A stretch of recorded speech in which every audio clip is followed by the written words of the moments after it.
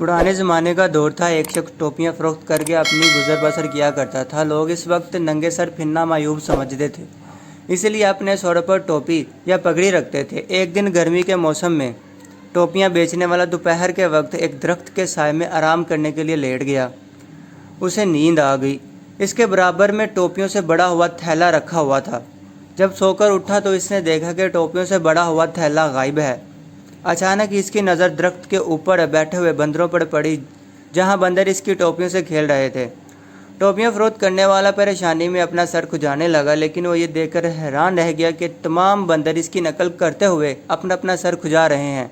इसने एक दो हरकतें और की, बंदर इसकी हर हरकत की नकल करते रहे। अचानक इसके जहन में एक आइडिया आया। इसने अपने सर पर से टोपी उतारकर ज़मीन पर फेंक दी। दरख्त पर मौजूद तमाम बंदरों ने इसकी नकल करते हुए अपने अपने सरों से टोपियां उतारकर ज़मीन पर फेंक दी। इस तरह टोपियों के मालिक ने अपनी टोपियों को जमा किया, थैले में दोबारा डालकर वापसी की राह ली। टोपियां बेचने वाले का एक पोता भी टोपी फरोश बन गया। इसने अपने दादा जान से बंदरों वाली कहानी सुन रखी थी। इसने बंदरों को आजमाने के लिए एक दिन टोपियां थैले में डाली और दोपहर के वक्त एक दरख्त के नीचे सुस्ताने के लिए लेट गया। इसकी तवक्का के ऐन मुताबिक कुछ देर बाद बंदरों ने इसका थैला उठा लिया।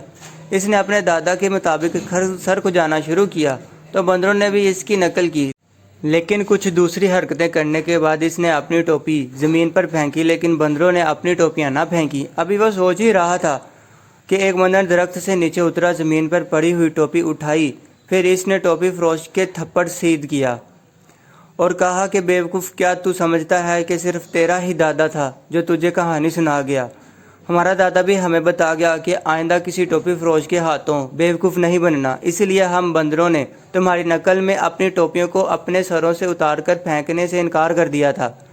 प्यारे बच्चों, इस वाक़े को गौर से पढ़ें और देखें कि इंसान और बंदरों से होशियार कौन रहा।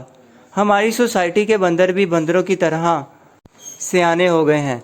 आज अगर हम देखें तो हमारी सोसाइटी में दूसरों को बेवकूफ़ बनाने के लिए वह आम है।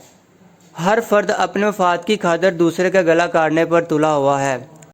बेपनाह होशियारी के शहर में एक फैक्ट्री मालिक, फल फरोश, दूध वाला महंगाई का रोना रोते हैं, लेकिन हर फर्द ने मसनूई महंगाई कर रखी है।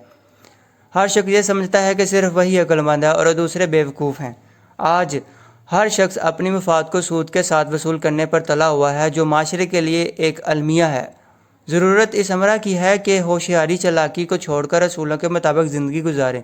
इसी में ज़िंदगी और आखिरत की कामयाबी मौजूद है। नाज़रीन, यकीनन आप सब अपनी ज़िंदगी के खूब मज़े लूट रहे होंगे। अगर आप मेरी वीडियो के हिस्से से तक पहुँच गए हैं तो मेरी वीडियो को लाइक, शेयर और सब्सक्राइब करना ना भूलिएगा। खुदा निगहबान।